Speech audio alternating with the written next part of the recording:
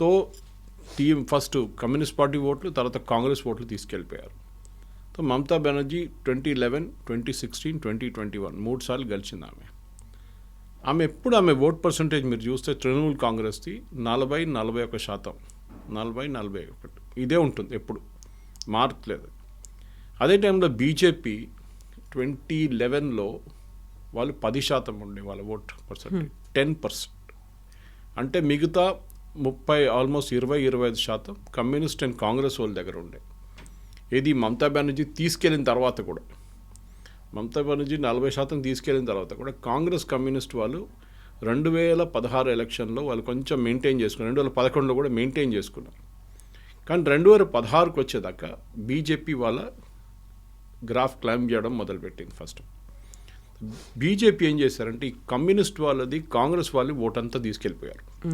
అంటే anti Mamata Banerjee oats, సిపిఎంలో ఉన్నది మమతాకి వెళ్ళలేని ఓట్స్ బీజేపీకి వచ్చేసింది.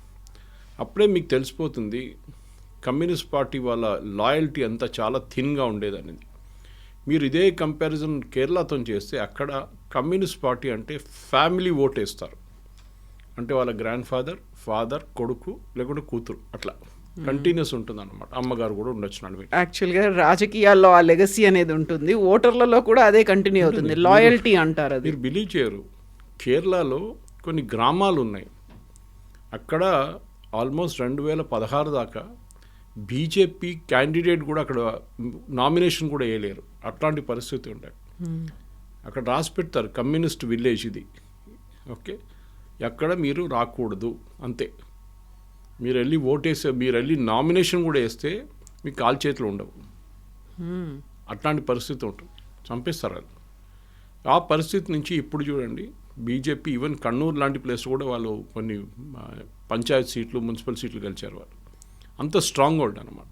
కానీ కేరళలో డైల్యూషన్ జరగట్లేదు ఎక్కువ. ఇప్పుడు కూడా చాలా మటుకు కమ్యూనిస్ట్ పార్టీలో ఉన్న వాళ్ళు ఇంకా కమ్యూనిస్ట్ పార్టీలో ఉన్నారు అక్కడ. దానికోసం communist party Congress, communist party Congress అంటే ఎల్డీఎఫ్ యూడీఎఫ్ అని గెలుచుకుంటూ వస్తారు అక్కడ. కానీ వెస్ట్ బెంగాల్లో కంప్లీట్గా వైప్అవుట్ అయిపోయారు. ఇప్పుడు కమ్యూనిస్ట్ పార్టీ అనే పార్టీ లేదు. ఇన్ఫ్యాక్ట్ నిన్న రాహుల్ గాంధీ గారి స్పీచ్ చూస్తే లాస్ట్లో ఆయన ఒక స్టేట్మెంట్ కూడా ఇచ్చారు.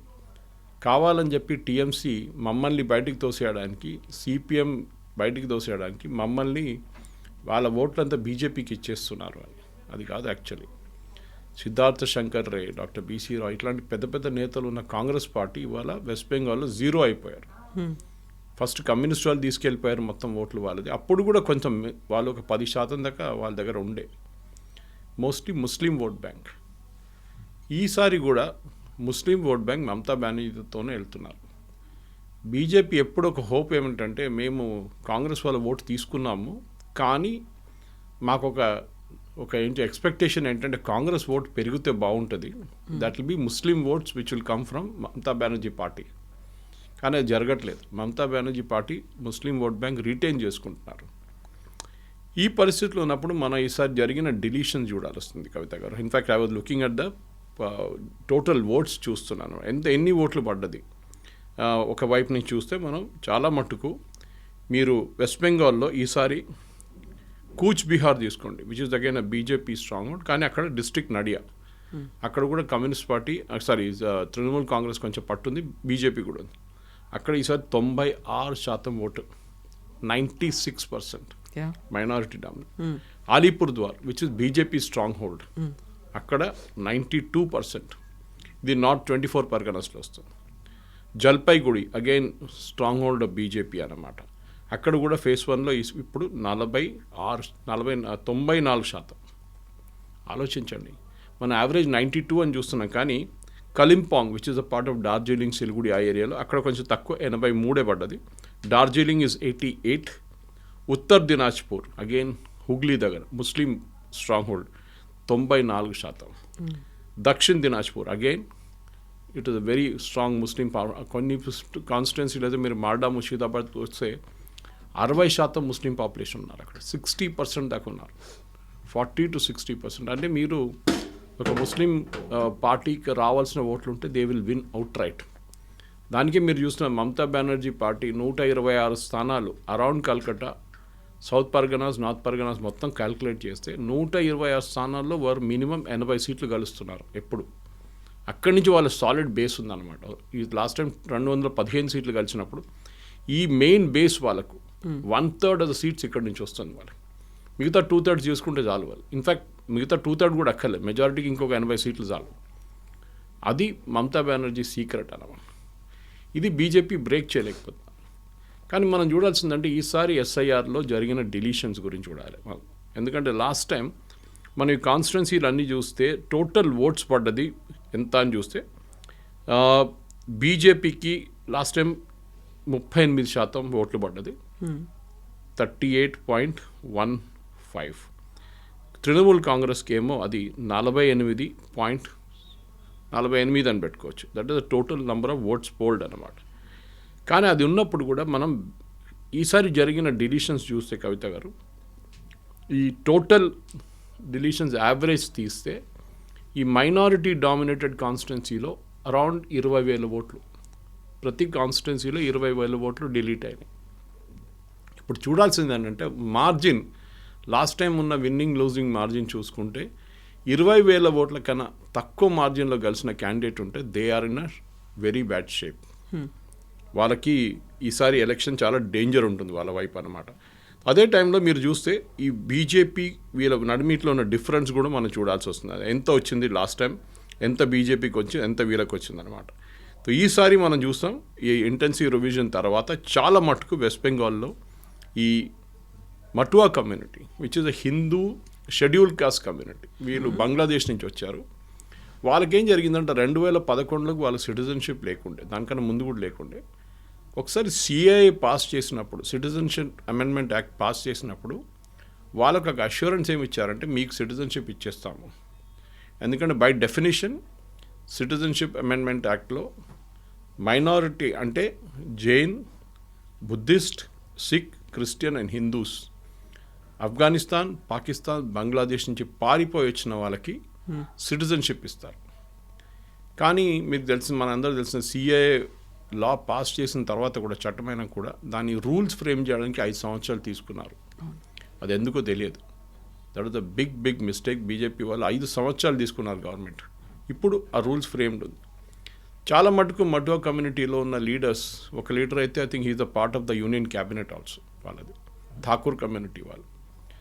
వాళ్ళ వైపు నుంచి ఫస్ట్ బీజేపీకి ఓటేశారు. మీరు చూస్తే 2014 ఎలక్షన్ తర్వాత మోదీ గారు గెలిచిన ఎలక్షన్ 2019 వచ్చినప్పుడు బీజేపీకి మెజారిటీ 18 సీట్స్ అక్కడి నుంచి వచ్చింది, వీళ్ళ ఓట్లతో వచ్చింది లోక్సభకి.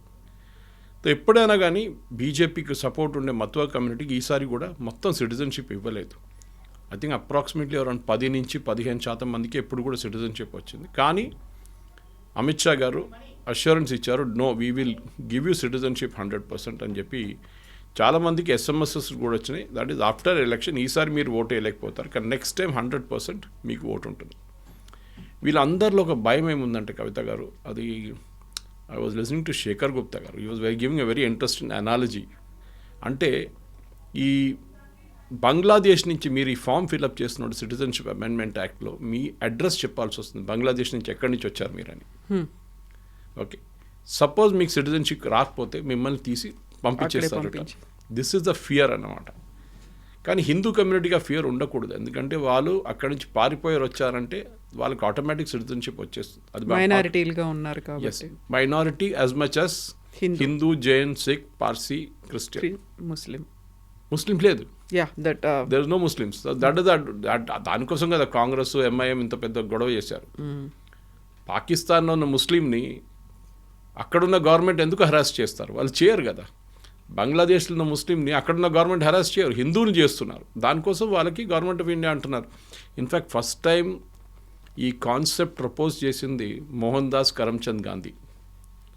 ఆయన ఇండిపెండెన్స్ టైంలో ఒక అష్యూరెన్స్ ఇచ్చారు దట్ హిందువులు ఎక్కడికి వెళ్తారు, పాకిస్తాన్లో ఉన్న హిందువులు, ఈస్ట్ పాకిస్తాన్లో ఉన్న హిందువులు, ఆఫ్ఘనిస్తాన్ హిందువులు ఎక్కడికి వెళ్తారు? వాళ్ళు మన దేశంకి వస్తారు కదా, ఇంకెక్కడ వెళ్తారు? వాళ్ళు యూరోప్కి వెళ్ళలేరు, సౌదీ అరేబియాకి వెళ్ళలేరు, వాళ్ళు అమెరికాకి వెళ్ళలేరు. వాళ్ళు రావాలంటే భారతదేశానికి రావాలి. So we should always be prepared to receive them అని చెప్పింది మనిషి మోహన్ దాస్ కరమ్చంద్ గాంధీ.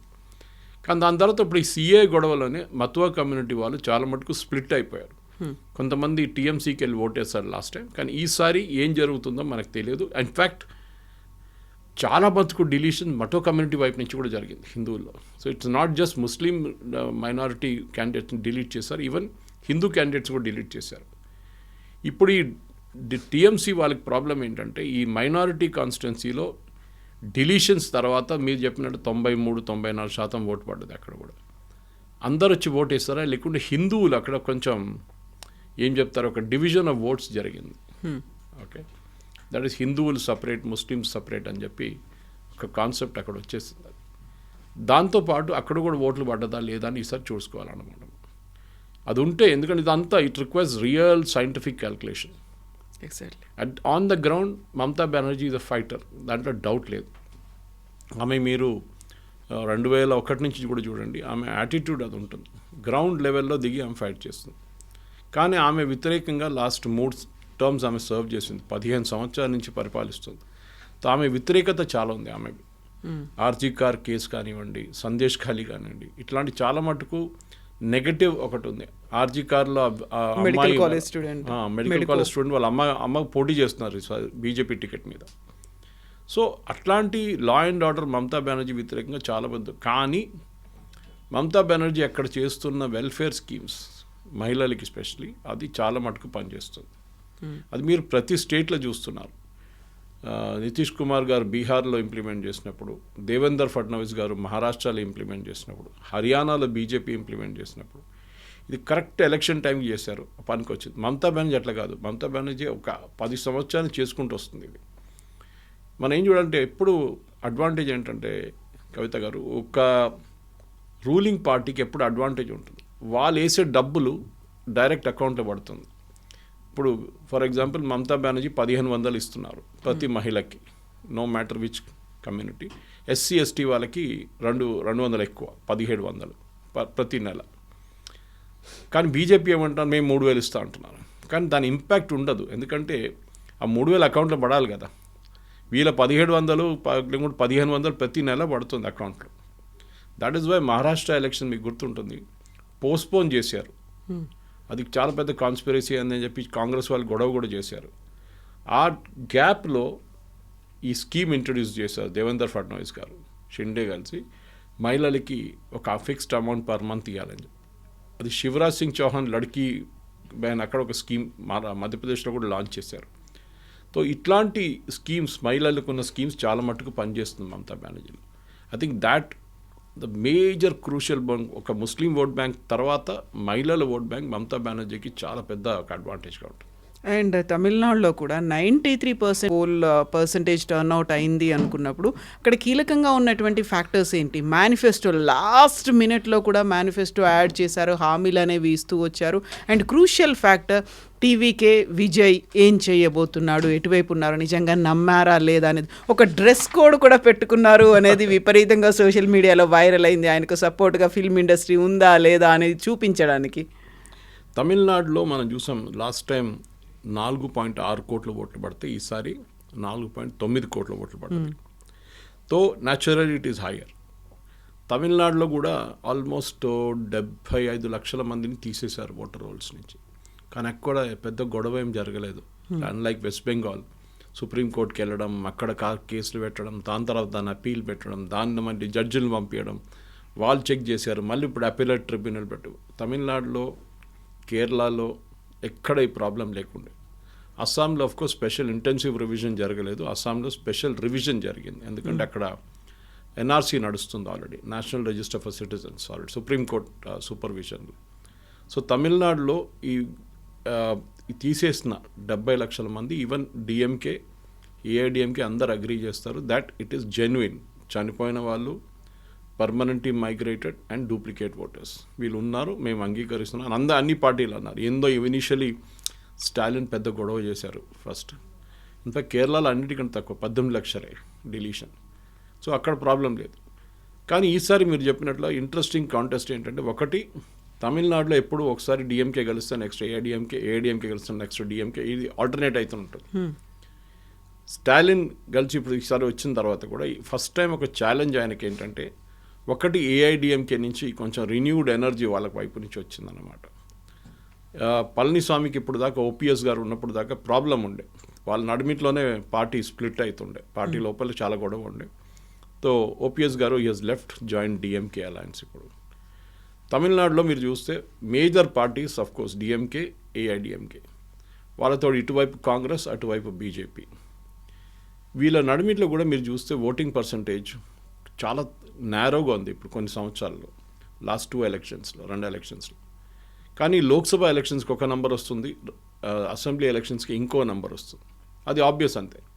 లోక్సభకు వచ్చినప్పుడు మోదీ గారికి ఓటేస్తారు, అక్కడ వచ్చినప్పుడు దాన్ని it goes to the local level అనమాట. రీజనల్ పార్టీ వైపే ఉంటారు అని. ఎందుకంటే మనం చూస్తాం ఇటువైపు మీకు అన్బమణి రామదాస్ వాళ్ళ పార్టీ ఇటువైపు ఉంటే, అటువైపు వీసీకే ఉన్నారు, షెడ్యూల్ కాస్ట్ వాళ్ళ మైనారిటీ దళిత్ పార్టీ ఉంటుంది. అదే టైంలో కాంగ్రెస్ వైపు నుంచి ఉన్న పార్టీలు చూస్తే ఇటువైపు బీజేపీ వెళ్ళి హిందూ ఓట్లు తీసుకొస్తారు వాళ్ళు. తేవర్, గౌండర్ చాలా మటుకు తమిళనాడులో క్యాస్ట్ పాలిటిక్స్ ఉంటుంది. ఓకే, ప్రతి క్యాస్ట్కి మన దగ్గర తక్కువ కాదు, తెలంగాణ, ఆంధ్రాలో కూడా. కానీ బీహార్ చూడండి, యూపీ చూడండి, అట్లనే తమిళనాడులో కూడా క్యాస్ట్ ఈక్వేషన్ చాలా స్ట్రాంగ్ అన్నమాట. దాని నడిమిట్లోనే ఒక వైట్ హార్స్ సడన్లీ, ఓ బ్లాక్ హార్స్ అని చెప్పొచ్చు, వైట్ హార్స్ అని చెప్పొచ్చు, విజయ్ వచ్చేసారు. విజయ్ది మీరు చూస్తే లాస్ట్ 3 రోజుల్లో he has been able to attract huge crowd. Exactly. కానీ తెలుగు స్పీకింగ్ పాపులేషన్ చాలా మటుకు, ఈవెన్ మీరు హిందూ కానీ మిగతా న్యూస్ పేపర్స్ చూస్తే, ఈవెన్ టైమ్స్ ఆఫ్ ఇండియాలో కూడా నార్దర్న్ తమిళనాడు బెల్ట్లో అరాంగ్ ద ఆంధ్ర బార్డర్ ఒక 15 కాన్స్టిట్యున్సీస్లో చాలా మటుకు Telugu votes will be a major factor. గత ప్రభుత్వంలో కూడా 3 నుంచి 5 మంది మంత్రులు కూడా ఉన్నారు, తెలుగు మంత్రులే ఉన్నారు అక్కడ. అది మీరు ఈవెన్ బెంగళూరు వైపు చూస్తే, కర్ణాటకలో కూడా నార్దర్న్ కర్ణాటక అంటే మీరు పెనుకొండ వైపు నుంచి వస్తున్నప్పుడు కానీ, ఇటువైపు నుంచి వస్తున్న అనంతపురం ఆ సైడ్ నుంచి వస్తున్నప్పుడు, ఆ నార్దర్న్ కర్ణాటక బెల్ట్లో కూడా చాలా మటుకు it is Telugu voters difference. Anyway, ఇప్పుడున్న దాని ప్రకారం ఈ ఏఐడిఎంకేకి ఈసారి పర్సంటేజ్ ఆఫ్ ఓట్స్లో ఒక 2-3% ఇంక్రీజ్ అవుతుందని చెప్తున్నారు. దానికన్నా ఎక్కువ వస్తే మంచిది ఉంటుంది. కానీ Vijay is a major dark horse. అందరు అడుగుతున్న ఒకటే ప్రశ్న, అంటే విజయ్ ఎన్ని ఓట్లు తీసుకెళ్తాడు, ఎవరి ఓట్లు తీసుకెళ్తారు. That is also very crucial. ఎందుకంటే మీకు ఫస్ట్ టైం పోటీ చేస్తున్నప్పుడు, అది కూడా ద్రవిడియన్ బెల్ట్లో, Vijay is not traditionally Dravidian. ఆయనకి he comes from the Christian community. కానీ ఆయనకి యంగ్స్టర్స్ వైపు నుంచి సపోర్ట్ ఉంది అని చెప్తున్నారు. కానీ ఆ యంగ్స్టర్స్ ఫైనలీ ఓట్ వేస్తారా లేదా అనేది పెద్ద ప్రశ్న. ఆ యంగ్స్టర్స్ ఓట్ వేసారనుకోండి, అది చాలా మటుకు పెద్ద ప్రాబ్లం రాబోతుంది డిఎంకేకి. దానికోసం మీరు చూసుంటారు, స్టాలిన్ స్పీచెస్లో విజయ్ గురించి ఒక మాట చెప్పారు ఆయన. ఈ సేయింగ్ ఈజ్ నోబడీ. ఆయన ఏం చెప్తారు, AIADMK is a slave of BJP అని చెప్తారు. ఏఐడిఎంకే మీద అటాక్ చేస్తారు. ఓకే, ఈపీఎస్ మీద పర్సనల్ అటాక్లు కూడా చేశారు చాలా మటుకు. కానీ విజయ్ గురించి ఒక మాట చెప్పట్లేదు. సో ఆబ్వియస్లీ ఆయనకి విజయ్ గురించి మాట్లాడితే మన న్యాచురల్ యంగ్ ఓటర్స్ ఉంటారు చూడండి, డిఎంకేది ఫస్ట్ టైం ఓటర్స్, వాళ్ళు షిఫ్ట్ అయిపోతారు వ్యతిరేకంగా మాట్లాడితే. So that is why he's very very careful, వాళ్ళని అటాక్ చేయకూడదు, ఈవెన్ వాళ్ళ పార్టీ వైపు నుంచి కూడా. అదే టైంలో మీరు చిన్న చిన్న పార్టీలు కొంచెం అక్కడ ఇంపాక్ట్ కూడా క్రియేట్ చేస్తుంది. అన్బమణి రామదాస్ది పిఎంకే ఉంది. ఒరిజినల్ తమిళ్ మానిలా కాంగ్రెస్, మూపనార్ గారు సెటప్ చేసిన తమిళ్ మానిలా కాంగ్రెస్, చిదంబరం గారు కూడా ఆ పార్టీలో ఉన్నారు ఒక టైం. తర్వాత వీళ్ళందరూ తిరిగి వచ్చారు కాంగ్రెస్కి. కానీ GK Vasan has gone back, అంటే మూపనార్ వాళ్ళ కొడుకు, he's gone back to setup same TMC setup చేసుకున్నారు, మళ్ళీ రివైవ్ చేశారు దాన్ని. ఈ చిన్న పార్టీలు కూడా కొన్ని పర్సంటేజ్ ఆఫ్ ఓట్స్ తీసుకొస్తారు. అక్కడ కూడా ఐయుఎంఎల్ ఉంది, ఇండియన్ యూనియన్ ముస్లిం లీగ్, 2 ముస్లిం పార్టీస్ ఉన్నారు, 2 డిఎంకే అలయన్స్లో ఉన్నారు. తో ఇటువైపు చూస్తే, అండ్ న్యాచురల్లీ నిన్న వచ్చిన న్యూస్లో చాలా మటుకు క్లారిటీ వచ్చేసింది, అన్నామలై గారు రాజ్యసభకి వెళ్ళిపోతున్నారు. ఆంధ్ర నుంచి రాజ్యసభ బీజేపీ కోటాలో రాజ్యసభకి నామినేట్ చేస్తారని ఒక న్యూస్ వచ్చిందన్నమాట. పాసిబ్లీ నిర్మలా సీతారామన్ తర్వాత ఒక నెక్స్ట్ రాజ్యసభ క్యాండిడేట్గా రాబోతున్నారు. కానీ ఆయన ప్రెజెన్స్ చాలా మటుకు తమిళనాడులో ఫ్యాక్టర్గా ఉండిపోయింది. నేను చాలామంది మన దగ్గర తెలంగాణ నుంచి వెళ్ళిన కొన్ని బీజేపీ లీడర్స్తో మాట్లాడాను. వాళ్ళు అంటున్నారు, ఎక్కడ వెళ్ళినా కానీ అన్నామలై గురించి అంటున్నారు, బీజేపీలో ఒక లీడర్ కూడా లేరు, అట్లాంటి అన్నామలై లాంటి క్యారెక్టర్ కరిష్మా ఉన్న లీడర్ లేరు. అది న్యాచురల్ అది. ఎందుకంటే ఈపీఎస్కి భయం ఉంది, ఏదో ఒక రోజు అన్నామలై ఆయన్ని ఓవర్ షాడో చేసేస్తారని. దానికోసం చాలా క్లియర్గా బీజేపీ లీడర్ సార్ చెప్పారు, అన్నామలైని పార్టీ నుంచి పక్కన పెట్టండి, అప్పుడే మేము పొత్తు పెట్టుకుంటామని. మేబీ నేను అనుకుంటా అదొక తప్పు లాంగ్ టర్మ్లో చూస్తే. షార్ట్ టర్మ్లో ఎస్ బీజేపీకి బెనిఫిట్ వస్తుంది, 3-5 సీట్లు రావచ్చు బీజేపీకి, అంతే, దానికన్నా ఎక్కువ రాదు. కానీ తమిళనాడులో ఒక మార్పు వస్తుందా అంటే విజయ్ మీద ఉంటుంది. విజయ్ 12-14% ఓట్లు తీసుకెళ్తే డెఫినెట్గా they will be a change. ఒక కింగ్ మేకర్ అవుతాడా విజయ్? గెలవడు, సీట్లు రావని. ఐ డోంట్ థింక్ ఈవెన్ 3-4 సీట్లు కూడా గెలవలేరు అక్కడ. పెరంబూర్లో నిన్న ఓటింగ్ పర్సంటేజ్ చాలా బాగుందన్నారు, one of the seats that is contesting. కానీ మేబీ ఆయన గెలుస్తారు ఒక్కరు. కానీ పార్టీ వైపు నుంచి మీకు కింగ్ మేకర్ కావాలంటే మీకు మిగతా పార్టీల నుంచి, ఫర్ ఎగ్జాంపుల్ ఏఐడిఎంకే అలయన్స్ నడిమిట్లో ఒక 15 సీట్ల గ్యాప్ ఉందనుకోండి, ఇద్దరికి మెజారిటీ రాలేదు. ఆ 15 సీట్లు విజయ్ పార్టీ టీవీకి తీసుకెళ్ళినప్పుడు then he can become a kingmaker. He can insist అలయన్స్లో నేనే మేజర్ పార్ట్నర్, నాకు డిప్యూటీ సీఎం ఇవ్వండి, ఏదని చెప్పొచ్చు అప్పుడు. కానీ మీకు 2-3 సీట్లు వస్తే మిమ్మల్ని ఎవరు పట్టించుకోరు. అందులో విజయ్ కూడా 2 ప్లేసుల నుంచి కంటెస్ట్ చేస్తున్నాడు కాబట్టి ఎక్కడి నుంచి గెలుస్తాడు అనేది కూడా దట్ ఈస్. ఎప్పుడైనా తమిళనాడులో అదొక స్టైల్. మీరు కొత్త లీడర్స్ ఎప్పుడైనా వచ్చినప్పుడు they always contest from 2 places. అది ఎప్పుడు చేస్తారు వీళ్ళు. కానీ స్టాలిన్ ఒక అడ్వాంటేజ్ స్టాలిన్ ఏంటంటే, మీరు చెప్పారు చూడండి ఫ్రీబీస్ గురించి. ఈ ఫ్రీబీ కల్చర్ తమిళనాడు పాలిటిక్స్లో ఒక జయలలిత టైం నుంచి ఉందన్నమాట. ఆమె మిక్సీలు, తర్వాత గ్రైండర్లు, తర్వాత టెలివిజన్ సెట్లు అన్నీ ఇచ్చుకుంటూ పోయింది ఆమె. రిఫ్రిజిరేటర్లు కూడా ఇప్పుడు వచ్చాయి. ఈసారి స్టాలిన్ వాళ్ళ పార్టీ 8,000 రూపాయల కూపన్ ఇస్తున్నారు గెలిస్తే. ఆ కూపన్ మీరు పక్కన ఉన్న షాప్కి తీసుకెళ్ళి మీరు దాన్ని ఎక్స్చేంజ్ చేసుకోవచ్చు, ఏదైనా కొనుక్కోవచ్చు. కానీ it is prone to corruption. ఎందుకంటే ఏమవుతుందంటే వీళ్ళు ఆ కూపన్ తీసుకొని ఆ షాప్ ఓనర్తోనేమో డీల్ చేసుకుంటే ఏం కొనకుండా కూడా వాళ్ళకి డబ్బులు వచ్చేస్తారు. షాప్ కీపర్ ఒక 2,000 రూపాయలు 1,500 పెట్టుకుంటారు. ఇది జరగవచ్చు, పాసిబుల్ ఉంది. కానీ తమిళనాడులో ఫ్రీబీస్ లేకుండా నడవదు, అది చాలా క్లియర్గా ఉంది. At the same time Dravidian politics అక్కడ చాలా మటుకు డామినేట్ చేస్తుంది. మీకు తెలిసింది, మనందరూ తెలిసిందే, స్టాలిన్ కూడా north Indian versus south Indian అని చెప్పి ఆ క్యాంపెయిన్ నడిపించారు. కరెక్ట్ టైంకి ఆయనకి ఉమెన్ రిజర్వేషన్ బిల్ వచ్చింది, దాంతోపాటు ఆ డీలిమిటేషన్ రాబోతుంది, తమిళనాడులో ఉన్న సీట్లు తగ్గిపోతుంది, నార్త్ ఇండియా యూపీ బీహార్లో సీట్లు పెరుగుతుందని చెప్పి బ్లాక్ షర్ట్ వేసుకొని ప్రొటెస్ట్ చేశారు, మీరు చూసారు. దీన్ని బ్లాక్ బిల్ అని కూడా అన్నారు ఆయన. సో అదొక టైం. కానీ అది ఫైనల్ ఎలక్షన్లో ఇంపాక్ట్ అవుతుందంటే అంత పెద్ద ఇంపాక్ట్ ఉండదు, ఎందుకంటే కరెక్ట్ టైంగా బిల్లు కూడా లోక్సభలో పాస్ కాలేదు. కానీ point is not that. Point ఏంటంటే తమిళనాడులో మీరు గెలవాలంటే మీరు యాంటీ హిందీ యాటిట్యూడ్ తీసుకోవాలి కంపల్సరీ. అది అన్నాదొరై టైం నుంచి ఉంది. అది ఆ 60s, 70sలో యాంటీ హిందీ అజిటేషన్. అప్పుడు కాంగ్రెసే ఉండే సెంట్రల్ గవర్నమెంట్లో, కాంగ్రెస్ వ్యతిరేకత ఉండే అజిటేషన్. ఒక టైంలో బీజేపీ డిఎంకేలో ఉన్నారు అలయన్స్తో పొత్తుతో, ఇది గుర్తుంటుంది. అట్లాంటి పరిస్థితుల్లో ఇప్పుడు ఈ యాంటీ హిందీ యాటిట్యూడ్ తీసుకొచ్చి మీరు బీహార్ నుంచి, యూపీ నుంచి వాళ్ళ లీడర్స్ని తీసుకొచ్చి తమిళనాడుకు తీసుకొస్తున్నారు. తమిళనాడులో లీడర్ లేరు ఆ బీజేపీకి అని చెప్పి చాలా మంది. కానీ మోదీ గారి ర్యాలీస్ చూస్తే మీరు చాలా బాగా రెస్పాన్స్ వాస్ ట్రెమెండస్, లేదని చెప్పలేము మనం. సరే ఆ క్రౌడ్ అగైన్ ఫైనలీ ఓట్లో ట్రాన్స్లేట్ అవుతారా లేదా, that is a different question again. కానీ కోయంబత్తూర్ లాంటి ప్లేస్లో, ఈరోడ్, సేలం లాంటి ప్లేస్లో పాసిబ్లీ ఇంపాక్ట్ ఉండొచ్చు. కానీ ఓవరాల్ చూస్తే వెస్ట్ బెంగాల్, తమిళనాడులో, అండ్ వెస్ట్ బెంగాల్ ఇంకా మొత్తం కాలేదు కదా, ఇంకా హాఫ్ ఇంకా. కానీ వెస్ట్ బెంగాల్లో చూడండి, will come back from Tamil Nadu to west Bengal again. నేను క్లోజ్ చేసే ముందు ఒక పాయింట్ చెప్పాలి. అమిత్ షా గారు 15 రోజుల నుంచి వెస్ట్ బెంగాల్లో ఉన్నారు, ఇంకొక 5 రోజులు ఉంటారు బహుశా. ఎప్పుడు కూడా ఆయన ఇంత టైం స్పెండ్ చేయలేదు ఎక్కడ. బీహార్ ఎలక్షన్లో కూడా వారం పాటు ఉన్నారు, వారం 10 రోజులు ఉన్నారు. బట్ ఈ కెప్ట్ కమింగ్ అండ్ గోయింగ్ కంటిన్యూస్గా అక్కడ కూర్చో, ఇది అక్కడే ఉన్నారు. అంటే వెస్ట్ బెంగాల్ని బీజేపీ ఒక అల్టిమేట్ ఫ్రాంటియర్గా చూస్తున్నారు. మేము అక్కడ అన్నీ కలిసేసాం, నార్త్ ఈస్ట్, ఆ తర్వాత అక్కడ కూడా యూపీ, బీహార్, జార్ఖండ్ ఒకటి నడిమిట్లో మిగిలిపోయింది, అది కూడా ఏదో రోజు పడిపోతుంది. మహారాష్ట్ర, మధ్యప్రదేశ్, ఛత్తీస్గఢ్, అస్సాం, ఒడిశా, ఫైనల్ ఫ్రాంటియర్గా మిగిలిపోయింది వెస్ట్ బెంగాల్ ఒకటి. అండ్ అక్కడ Mamata Banerjee the principal enemy. కాంగ్రెస్కి, సిపిఎంకి అసలు యూనో దిస్ నో ఛాన్స్ అని చెప్పచ్చు.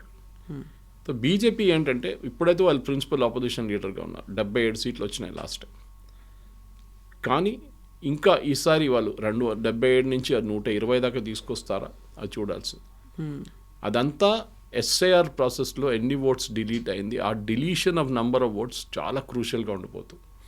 ఈసారి మార్జిన్ ఆఫ్ విక్టరీ నేరో ఉంటుంది. 2000, 3000, 2000, 3000 నోట్లో అక్కడిక్కడ ఓట్లు మారుతాయి. సో మీకు బహుశా ఒక 10 to 15 రౌండ్స్ మీకు నార్మల్ ఉంటుంది, 20 రౌండ్లు ఉన్న కౌంటింగ్లో. ఆ లాస్ట్ 5 రౌండ్స్ చాలా క్రూషియల్గా ఉండిపోతాం. సో మనం 4వ తారీఖు పొద్దున అనలైజ్ చేసినప్పుడు ఈ ఫ్యాక్టర్ చాలా క్రూషియల్గా ఉంటుంది మన వెస్ట్ బెంగాల్. తమిళనాడులో ఆ ప్రాబ్లం లేదు.